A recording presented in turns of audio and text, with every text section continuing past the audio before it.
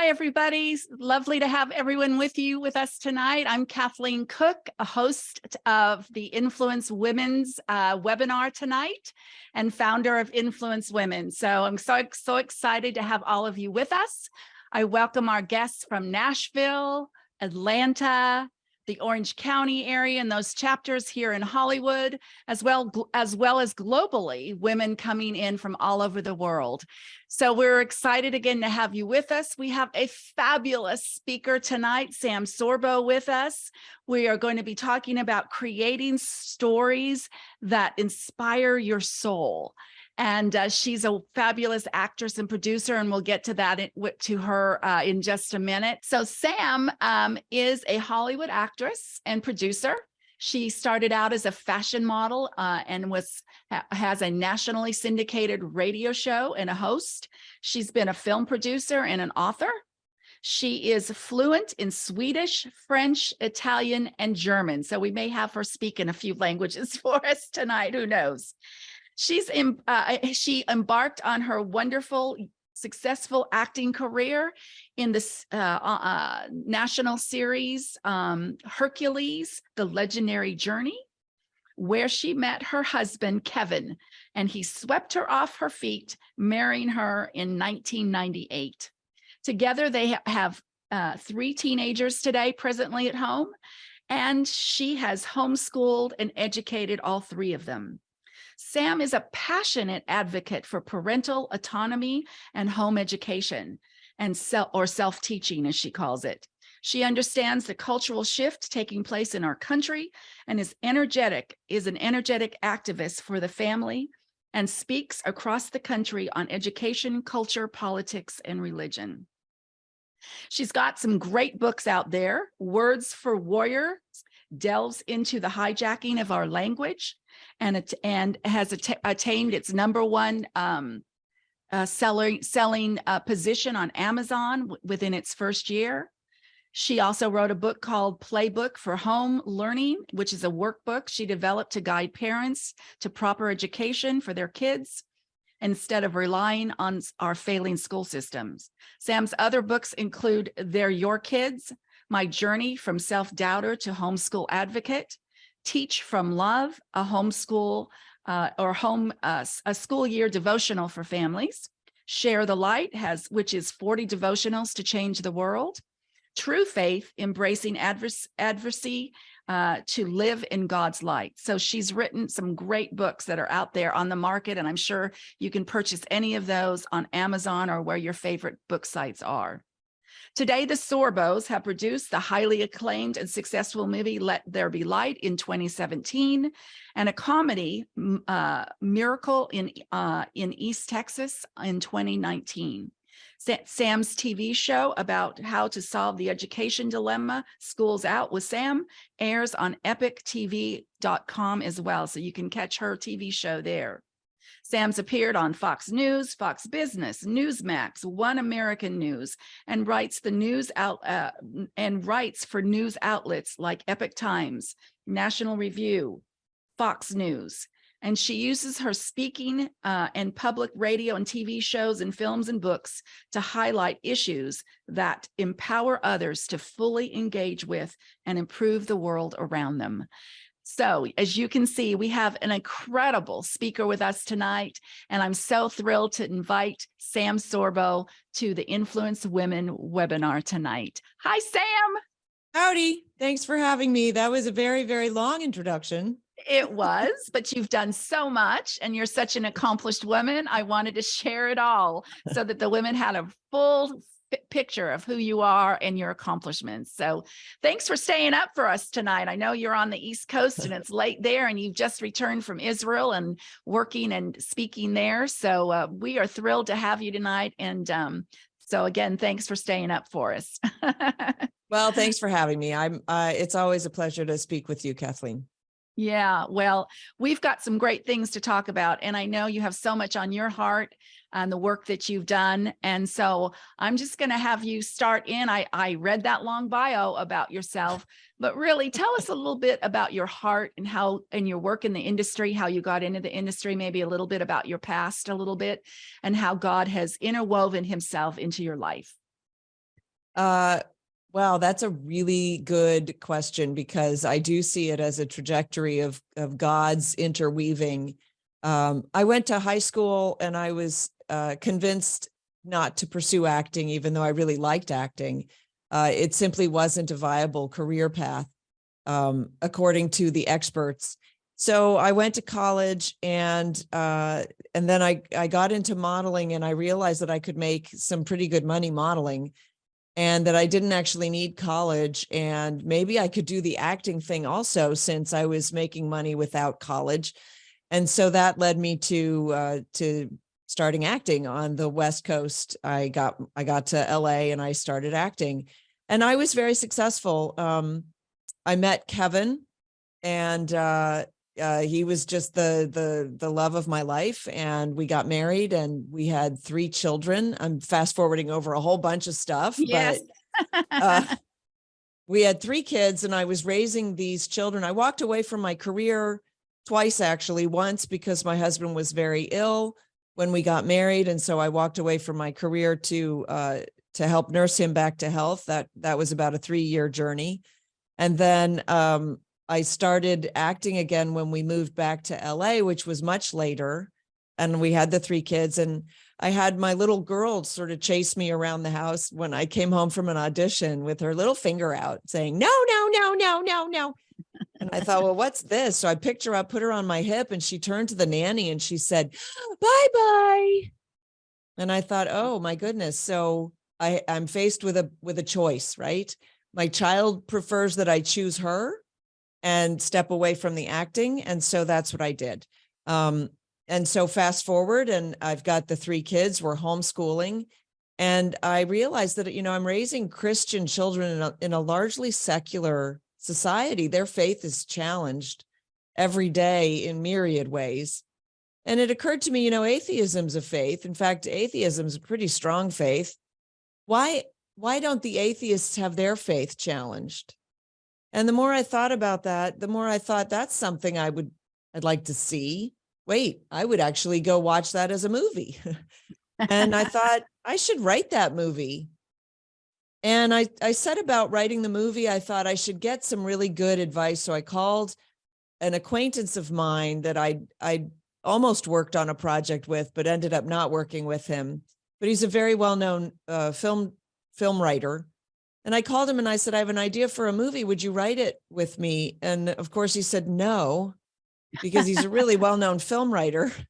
And I was like, oh, okay. And he said, but we haven't seen each other for a while. Let's have lunch. So we went to lunch. And at the end of lunch, he asked me what the project was. And I thought, well, maybe he'll give me some tips. So I shared the idea with him. The world's greatest atheist has a near-death experience that doesn't conform to his worldview of nothingness after death.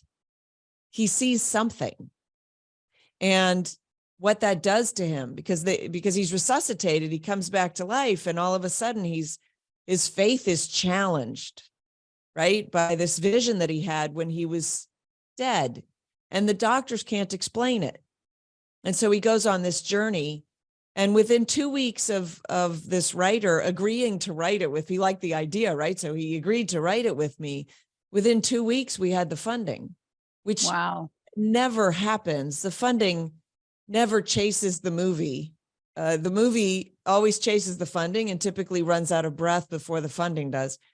So the idea that God actually decided to fund this movie was certainly a blessing, a surprise. I had no idea how the movie was going to get made. I was just writing it because I thought it should be written. It was something that needed to be written. We brought it to theaters in 2017. It did remarkably well in the theaters. We were talking pre-show about Cindy Bond, and she said, you pulled a rabbit out of the hat on that one, because nobody believed that I could shepherd a film through to market and succeed. To the extent that we did was really remarkable. So to me, the God directed my path every step of the way. And I can only say that I think he did, in a sense, because I honored him first in my choices leading up to that, right? Yes, seek ye first the kingdom, right? Yeah. And then all So these things are added. really, and it's Yeah. not that, it's not that we made millions of dollars off the movie. The movie was financially successful. It wasn't inordinately successful. We didn't fund other movies off of it even, but the fact that it was at least a win, right, was just a huge blessing for us. Yeah. Well, that leads me to the next question then I have for you. And that is, we're talking about creating content that inspires our soul. And so creating a content like that, you can see the doors, I believe, that are swung right open when we find that great content that can resonate and break through and shatter some of these issues and challenges that we have in making films. Why do we need to do more of these?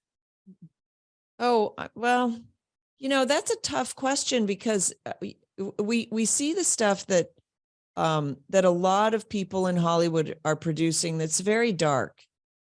And we wonder how they can sleep at night. And the fact Yeah. is, I think that they are so antagonistic towards God that they get pleasure out of creating mayhem and chaos. They somehow get pleasure out of creating sadness and desperation and stoking that feeling. And so, I mean, my answer is I couldn't live with myself if I did that. So I have to do the other. Yeah. I'm called to encourage parents to raise their family intact, to not separate their family by sending their children to school. And a lot of my mission is training parents in how to get that done. We've been trained so completely by the schools that we have parents who, even though their children are being, by any measure, they're being abused in the system, whether it's sexually or just being groomed. The parents themselves have been so damaged that they're still willing to submit their children to that. I look at that and I go, there's got to be a better way. And there is. It's very clear to me. I've done it with 3 kids, so I can show people how to do it. It's not it's not rocket science. It's not as difficult as the system would want you to think, right? Because that's their job security. The teachers have to train you to need them. And so we believe we do need them. That's just the system. And it's an unfortunate development. People think they can fix the schools. You can't fix the schools because they're not broken. They're doing exactly what they were meant to do, which was to train people to need them. And that's what they've managed to do. But as for, Hollywood content, we need people who are writing uplifting and enlightening content. And we need more exposure of biblical values, not less. And I mean, we've come into the age of the anti-hero. Right. The guy who's only the hero because he's the least offensive. He's the least evil of all the evildoers. Right. And that's a very sad state. That's not something that inspires children to grow into heroes. And we want our children to be heroes. Yes. Yeah. So agree. So we're going to go there because I know that your heart is specific. I'm getting tongue tied here, specifically with, children and teens, especially because their minds are so moldable and so impressionable. So one of the things that, bothers me, I travel a lot, you travel a lot, and I'm on planes all the time. And it used to be the planes would have their, movie screen up there with their selected film in there that was edited if there were sex scenes in it or explicit language or some of those things for a more general audience, knowing there'd be children as well watching it. Now, of course, the planes are allowing us to bring our own devices on and downloading our own content, many of which is violent, is pornographic. And I was sitting on the plane the other day, sitting across kind of section from, a person in front of me. And she was watching this pretty violent film. I could just see it from where I was sitting on my screen. And next to her was a mother and a child in the middle seat who was watching this as well. And I'm thinking, wow, we have come so far in the content that we produce that we don't even monitor what people around us are even, watching over our shoulder, or allowing our kids to watch over our shoulder. So, so as we continue to work on these kind of things, how would you advise parents in their viewing habits with their kids? I know that you've been a real advocate of having films that parents and children can both watch together and talk about. Yeah. Talk about your work a little bit in that area. Well, I struggle with this topic right now because it's a minefield, literally, or figuratively, I should say, not actually literally, but in a sense, literally, it's a minefield. And so when you're on a plane, here's the thing, parents have to train their children to not look at things. So my kids were trained not to look at the accident on the side of the road. And the reason is because, and they will tell you this, they understood this from a very young age. There are certain things you cannot unsee. Once you see them, that image is etched in your mind. You will never unsee it. And there are too many of these offensive images. We'll just call them offensive, because they offend the vulnerable sensitivities of innocent children. And I would take all the devices out of the house. I wouldn't even, if I could have a house that didn't have a TV, I would do that, but my husband likes sports, so we have TV because he well, I'm has appalled to at watch. what's even put on our news every night. Right. So if a parent is innocently watching the news on television, the stuff that's being put on our news regularly even is violent. Well, and let's face it, it's not news anyway. Like there are very few places out there where you can go to get actual news. He had the news on the other day, and it was mind you, it was the morning news, but the amount of just drivel and fluff that they, the best hamburger or whatever. And I'm going, that passes for news now? That's just pathetic. Yeah. So, we've been sort of dumbed down to think that is news, and that somehow we are nurturing ourselves with that kind of pablum. And that's very sad to me. So I would encourage parents not to give your children devices at all. I made the mistake, I would say mistake of my children got their devices when they were 13. That was like the big birthday present. I would not do that any longer. Things have gotten much worse since my teenagers turned 13. And even then it might've been too early. My saving grace was that I had trained them to know the difference between what was acceptable and what wasn't.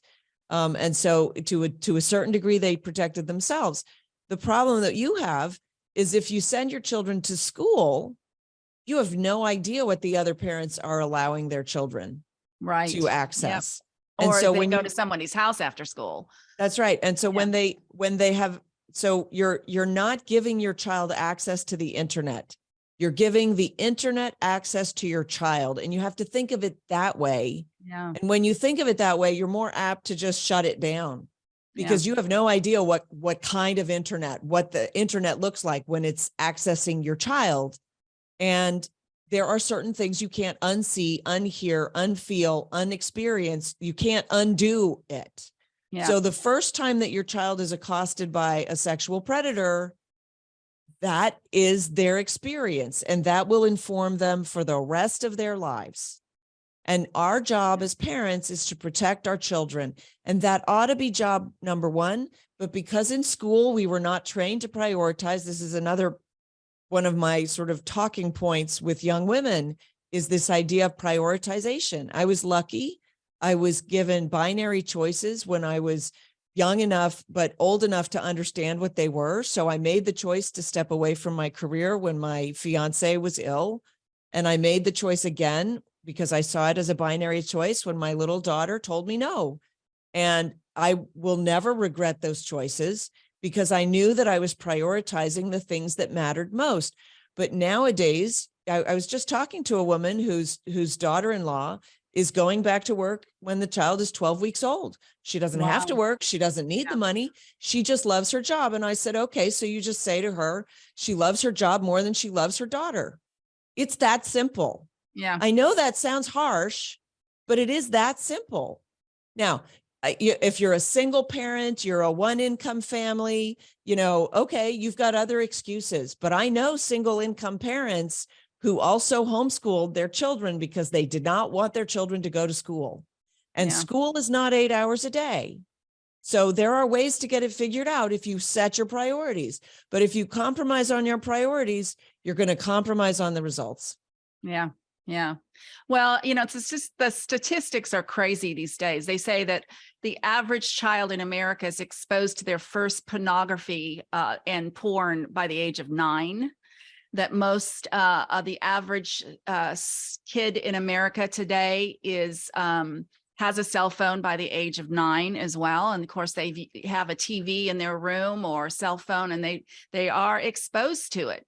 And, I was reading the other day of how when they start scrolling through and start clicking on some of these hot issues and cultural things, they are targeted immediately. And of course, we know about bots that come in then and just start feeding them further information on what they might be curious about. And my daughter, when she was very 16, scary. Yeah. Or when she might have been 15, she told me she was taking down her Instagram. I said, why? Because that's where she puts her artwork, and she's a brilliant artist. And frankly, I liked being able to show people her artwork. So I was a bit self-serving, but I said, why are you taking yourself off Instagram? She said, well, I'm not going to shut down my account. I'm just taking it off my phone because they figured out that I'm a young woman and they're targeting me. And I was like, what do you mean? And you would not believe, well, maybe you would believe the amount of crud, let's just call it crud, that was coming through directed to her on her Instagram feed. And she at least recognized that it was not healthy. We think, this is like a safe space. There are no safe spaces on the internet. No, that doesn't exist. Doesn't exist. There isn't. The statistics tell us that young minds should not be on the internet just playing around with it more than an hour a day.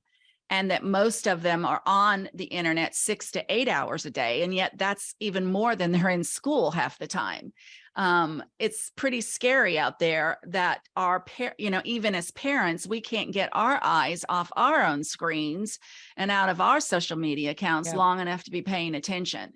And so, we've got to buck it up, I believe, as parents, and like you said earlier, prioritize where our kids are going to be watching, and prioritize what's important to us and how to protect our kids, because nobody else is protecting them. We have to be protecting them.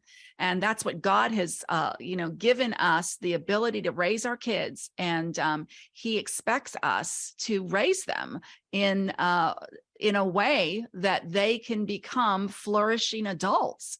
And it's getting harder and harder for adults. I know it's really challenging.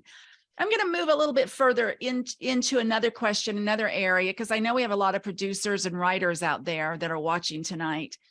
And they are not necessarily in Hollywood. They're not necessarily in New York. They're not necessarily in the big urban areas of the world. And you are in now the Northeast, and you and Kevin aren't in Hollywood anymore. You've moved out, and there's so many people who are moving out of Hollywood into other areas, Atlanta, Nashville. Of course, we've got influence women's groups there now, vibrantly growing. But what would you say to a woman who feels a little isolated, that she's not maybe in one of those media hubs, so to speak, about how she could start, if she's inspired after tonight's conversation, to go out there and write and produce something where she is today? How would you advise that person tonight for us? Well, I mean, I'd almost congratulate her for not being in the festering, pool of putrefaction that exists now, right? The idea that we have so much in the palms of our hands with our iPhones, just with our small devices. We can do so much. They are so powerful, and you don't have to be anywhere in particular to write. So, I do this. I encourage people who approach me and they say, well, I have this idea, but I don't know how to get it started, or I don't know how to, whatever. I say, the idea is you just start writing, start with an outline, start filling the outline in, and then start shoot some stuff, edit it, see how it looks, shoot some more, just get started. It's so there's no barrier to entry anymore. And you can produce something, put it on YouTube, and then tell all your friends to go look at it and rate it and get it out there. It's so easy to get that done these days that, yes, there's a lot of competition. There are a lot of people who are doing it, but if not you, then who are you waiting for? This time is yours. You know what I mean? Yeah.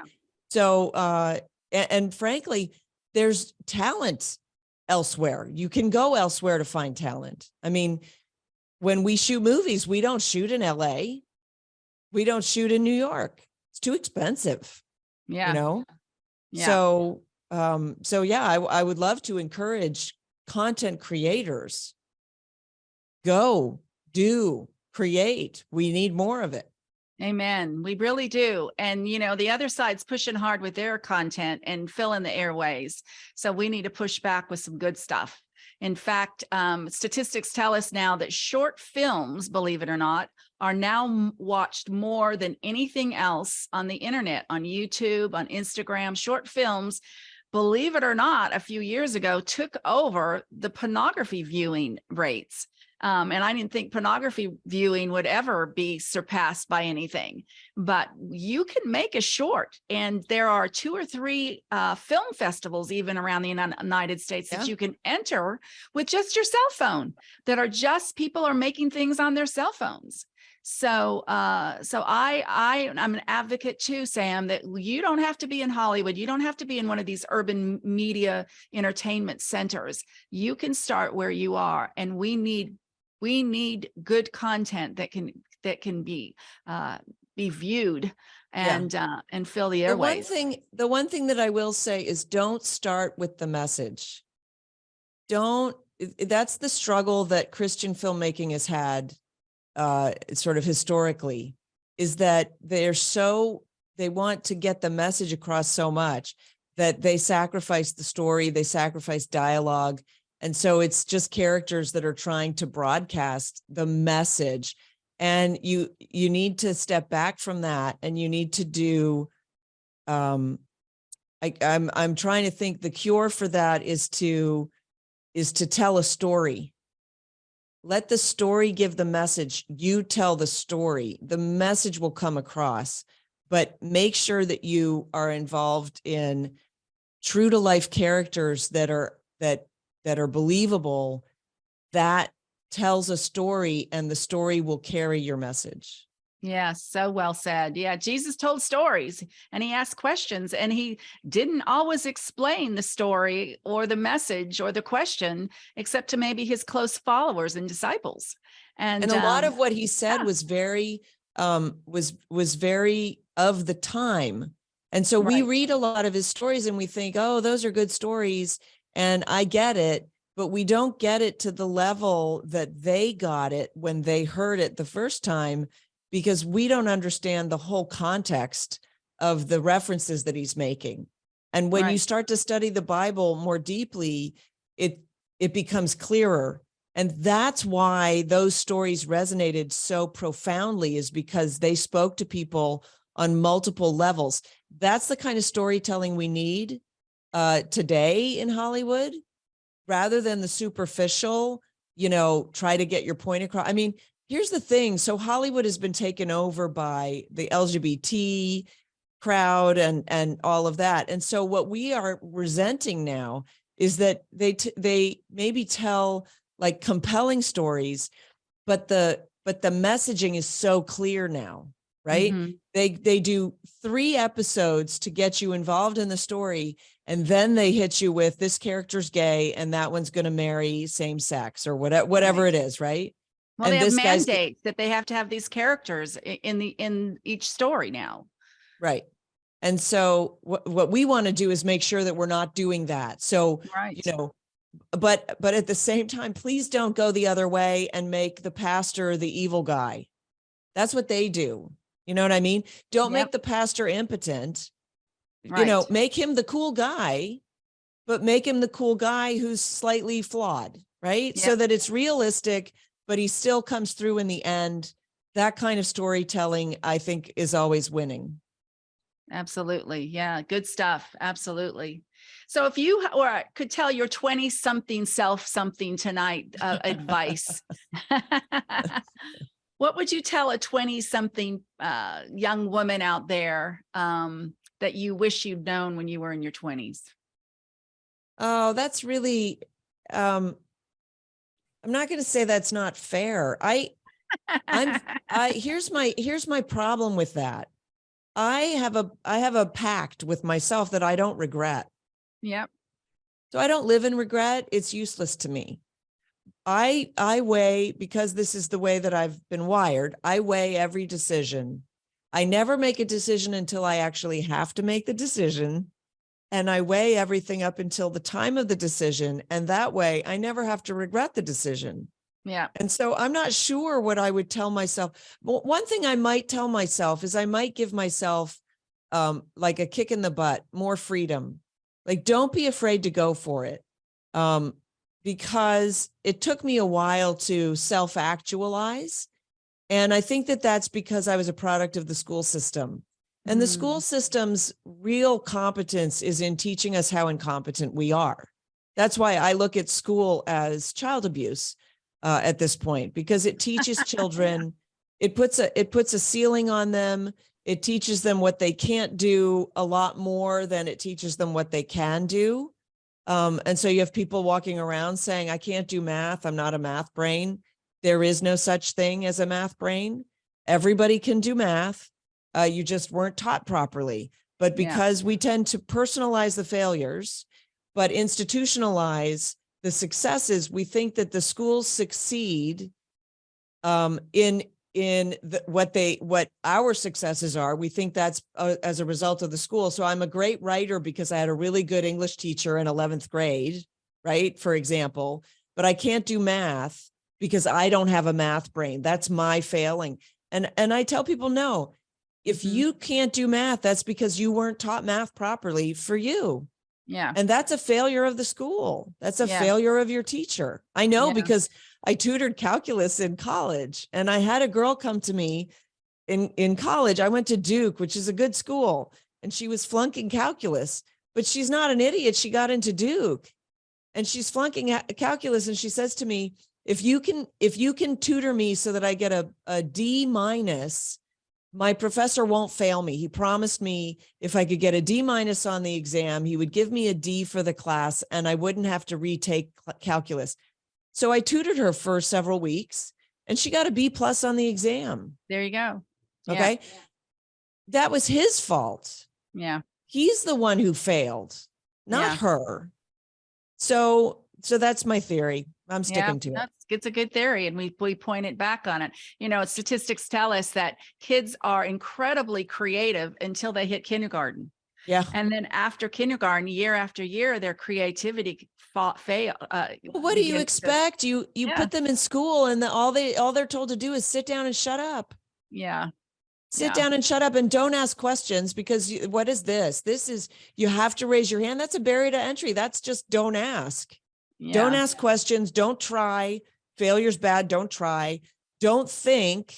Yeah. Because you're just supposed to regurgitate what the teacher tells you.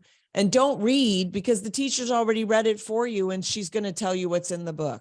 Yeah. All of that is anti-education. That's child abuse. Yeah. I think if I could tell my 20-something today, it would be, I wish I would have been more reticent in staying in the Word and getting into the Bible. And I know we had some talk about that before the show, and you were sharing a little bit about your kids and how they are now teenagers. And They now are studying the Bible. Your son has started a Bible study itself. How has faith and your study of the Bible with the kids been, in fact, how has it impacted your career and your life there? Well, I mean, I wouldn't have written the movie without a tremendous faith in God. I wouldn't be where I am today, frankly, without my faith. It's informed almost everything that I've done over the past at least a decade since I really became fervent in the Word. Maybe almost two. But it took me a long time to learn, right? Because I wasn't raised as a Christian. I wasn't raised with a Bible of any sort. And so, when I discovered that I believed in God in my early 20s, then I had to ramp it up really fast. So I think that's a really good counsel here's the thing. Here's what my kids figured out. Because I exposed them to the Bible and because we did our Bible study every morning, and our Bible study consisted of us reading the Bible. That's it. It wasn't more spectacular than that. We started going to a Bible study, but then we had to quit that because it was too big of a time commitment. And so I started just reading the Bible every day for 15 or 20 minutes every morning when we began our day. And by doing that, I showed my children that it had importance. But not only that, the Bible speaks for itself. It is important. It is informative. It does guide you. And so my kids then figured out it's the guidebook for life. And Kathleen was referring to, I started our conversation pre-show thanking her because she's the person who really encouraged me, just read the Bible every day. Just do it. Just read the Bible every day. And I was like, oh, that sounds like a good idea. And so that was at the time that I had to give up my formal Bible study. And I went, well, why don't I just do what Kathleen says? We'll just read the Bible every day. And so we did. So fast forward to, I've got 3 teenagers and they've turned to the Bible themselves independently. And even though we read it in the morning as a family, they're like doing it on their own because they want more. Because what they figured out, and I think this is huge. And I think I still haven't quite processed it because it's actually very emotional. Okay.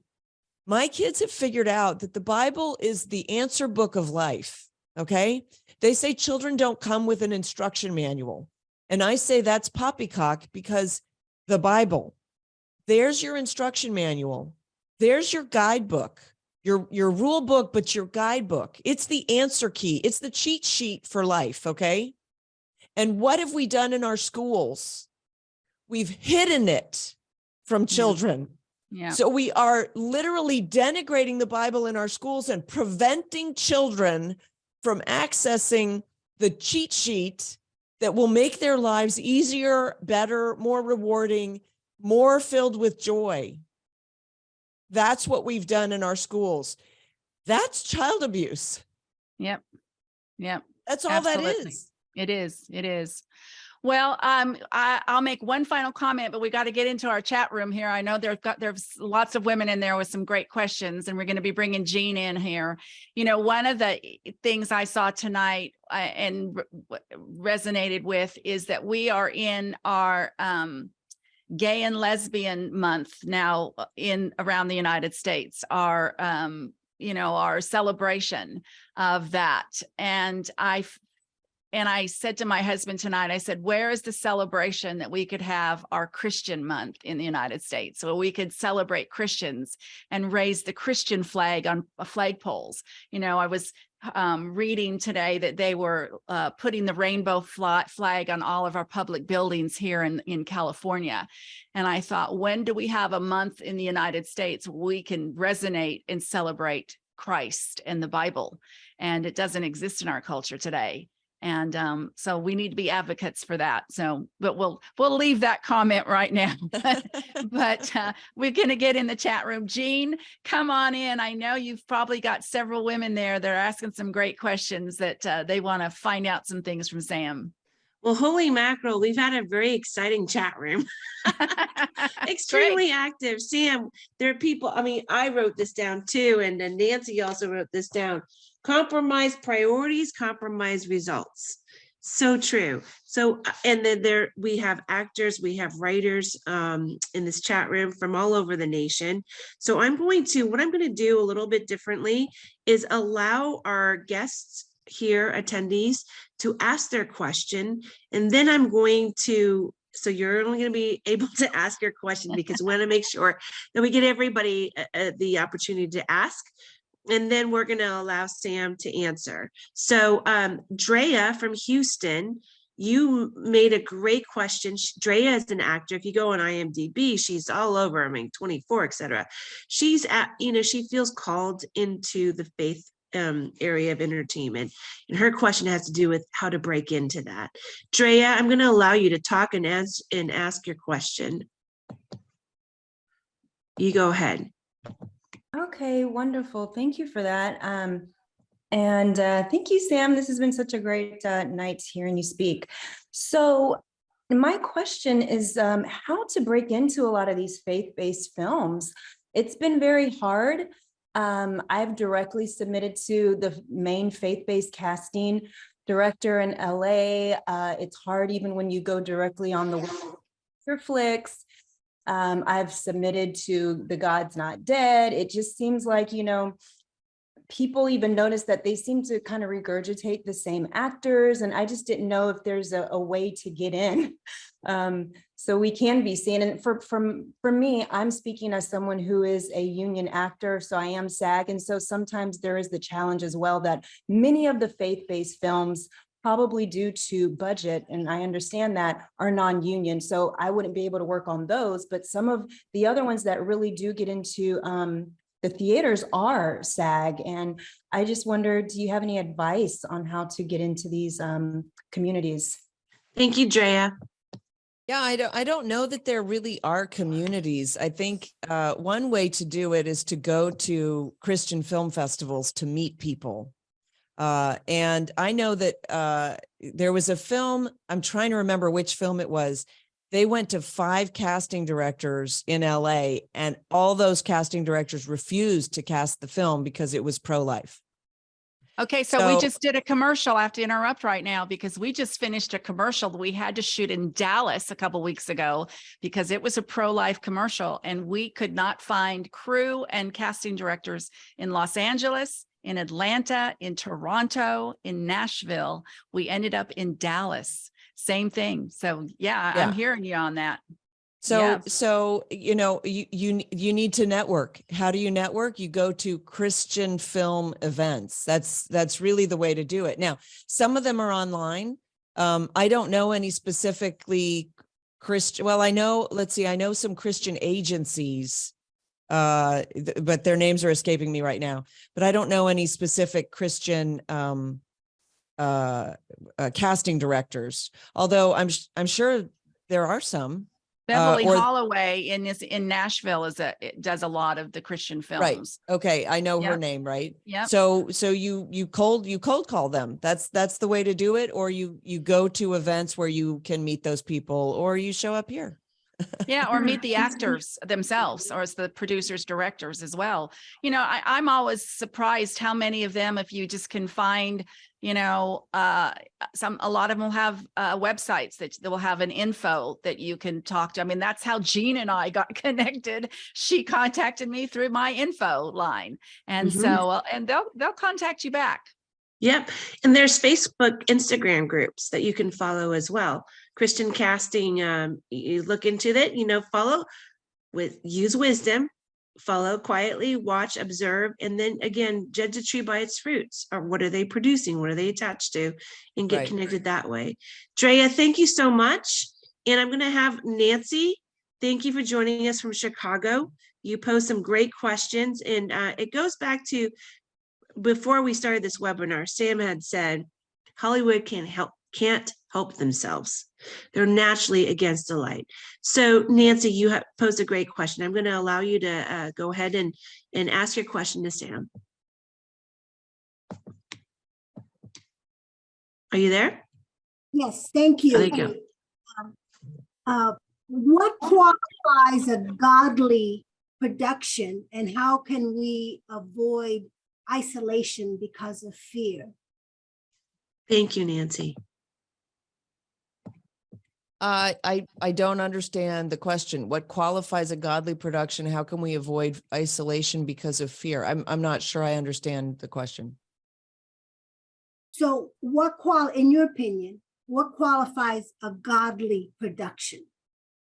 Something that honors God. Okay, and then how can we avoid isolation because of fear? Because sometimes as artists, we tend to isolate ourselves. Nancy is be a our writer, second so you question, know. Yeah, Nancy is a writer, so you know. In terms of producing content, perhaps. Avoid isolation because of fear. I'm sorry. I'm trying to make that make sense. I think avoid. I don't know what that means. How do you avoid isolation? You go talk to people. Oh, are you afraid to talk to people? Is that what it is? No, sometimes people tend to isolate themselves. I did in the past. I don't that much anymore. But you just stay to yourself. You don't voice your thoughts, your dreams, or your creative works. Well, I you know, think yeah. Go ahead. I think we are in a state of perpetual fear these days. Pandemic notwithstanding, we're in a state of political fear. The Christian community is in a state of fear, by and large. I know a lot of Christians in Hollywood who won't speak up, won't speak out.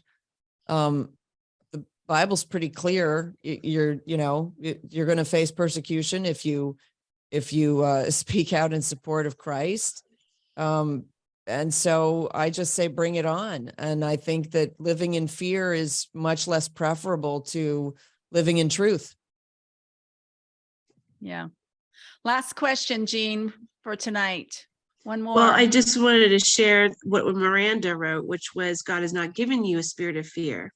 Yeah. So That's my verse, baby. 2 Yeah. Timothy 1:7. For God has not given us a spirit of fear, but of power and of love and of a sound mind. Sound and I mind. think Exactly. that's right. And the sword of the spirit is the weapon that we use. And so when you have fear, go to the Bible. I think this is it's very clear, this particular webinar.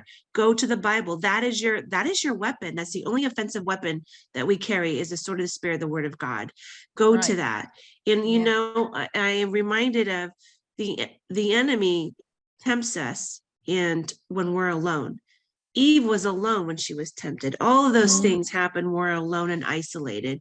So great question, Nancy. Thank you for being there. And Miranda, thank you for weighing in with the scripture. And one last question. If anybody wants to raise, there's just been a lot of fellowship. I want to share with you, Sam and Kathleen, as you've been speaking, people have been sharing on here, and I really appreciate this community that we've developed. Some practical questions that were more related to industry. I want to open up to Wendy. She has a question about crowdfunding. Let me get to her real quick and allow her to ask her question. 1 second as I get to her. Okay, Wendy. Wendy, where are you, Wendy? There you are. Okay, Wendy, you're free to talk. Hi, Kathleen and Sam. Thank you so much Wendy. Welcome. For your talk tonight. It's been so good. Good to be here. I've never been on one of these, so praise God. So I have just noticed that the crowdfunding concept, which started with The Chosen and has now expanded to the production of other movies like His Only Son, and it just seems to be going further and further beyond The Chosen. And it's amazing because it's just circumvented that Hollywood power monopoly. But as individuals producing content that, you know, maybe we're not in those circles of the chosen, and do you have any information or like how can we all jump on this bandwagon? How can we all, you know, circumvent Hollywood in a similar kind of way? Any thoughts on that? Yeah, I do actually. They didn't. So they perfected a certain form of the crowdfunding plan, and they did such a great job. I do believe, and I was at a seminar earlier today dealing with the parallel economy. I think it's coming, and I think that we aren't engaging in that at our own peril. So my opinion is, you go out and you produce. You still have YouTube to help disseminate it. You still have Rumble. There are other platforms to put content out on. And that includes writing and productions, both. So there are ways to get your content out. Of course, the big name of the game is always distribution, but we have distribution channels. So you produce it yourself. Or you form a team and you produce it as a team and you get it out there. And Angel Studios has, perfected it, but they started with nothing. So I don't know if you know the story, but Dallas Jenkins wrote a short for a church that he worked for, a very large mega church. He was sort of director of media for a large church in Chicago. And he produced that. I think it was about a half hour. I think it was less than a half hour. It was a short film about the birth of Christ. And then he met the Angel guys and they said, this could be a series. And that was his goal. But he sold his house to get it done. He bet the farm on this project. And they even, you notice that they put the project out there without money and then asked people to pay for it after they watched it so that other people could watch it. Do you see? So it's a completely different paradigm. Mm-hmm. But I know him personally, and I remember I was standing in my garage having a conversation with his wife about how they were basically selling everything to try to make this work.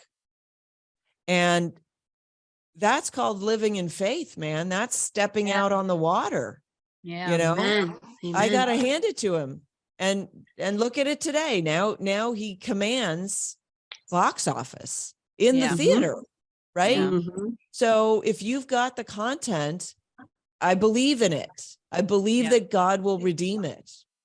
I love, Sam, that one of our the gal that just finished our production webinars, or rather our mentorship program, Alexandra Boylan, did the same thing. She sold everything she had and practically lived out of her car for a couple years so that she could make her first film. So mind you, I'm not advocating selling everything. That's not the point. My point is step out in faith. Right. Step out in faith. Mm-hmm. Good. I love that, because that's what Moses did. Before the Lord parted the seas, he had to put his foot in the water first. He had to make the first move. Amen. And I think I love, God is the creator of collaboration. He doesn't need us, but he waits upon us to take the first step. I love that. Thank you so much, Sam. There's also Lore TV that's starting off as crowdfunding. There's kind of a disruptive platform. Yes. It's very interesting, but same concept, Wendy.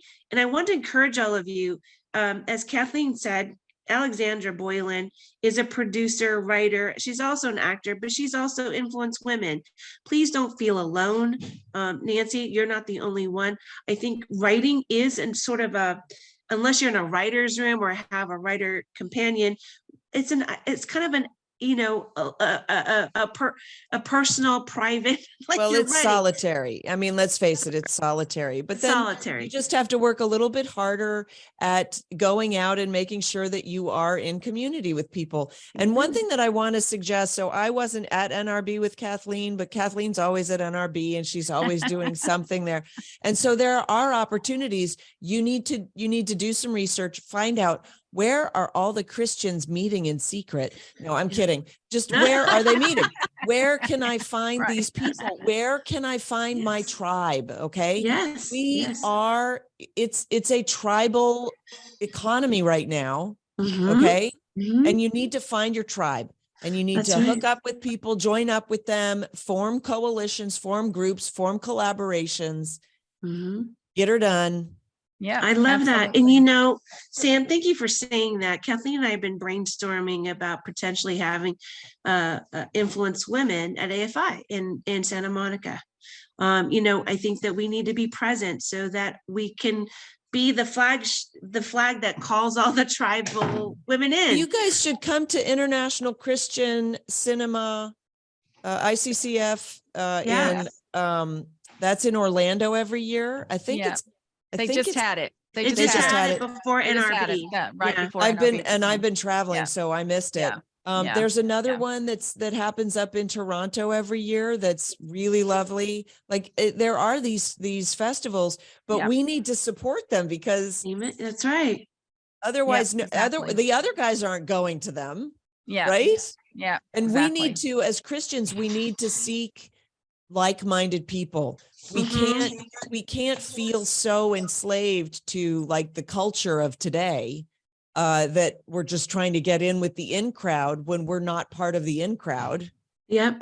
You know what I mean? So we need to Yeah. form our own crowd. Yeah. Sam, you're so right, because like you said, Hollywood can't help themselves.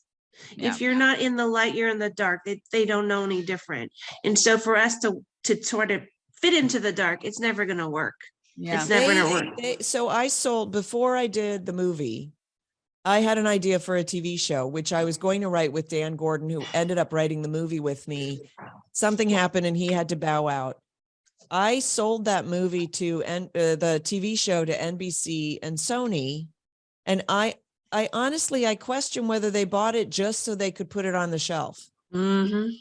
Right. So, you know, Mhm. you have to understand there are forces that are working against the light. Right.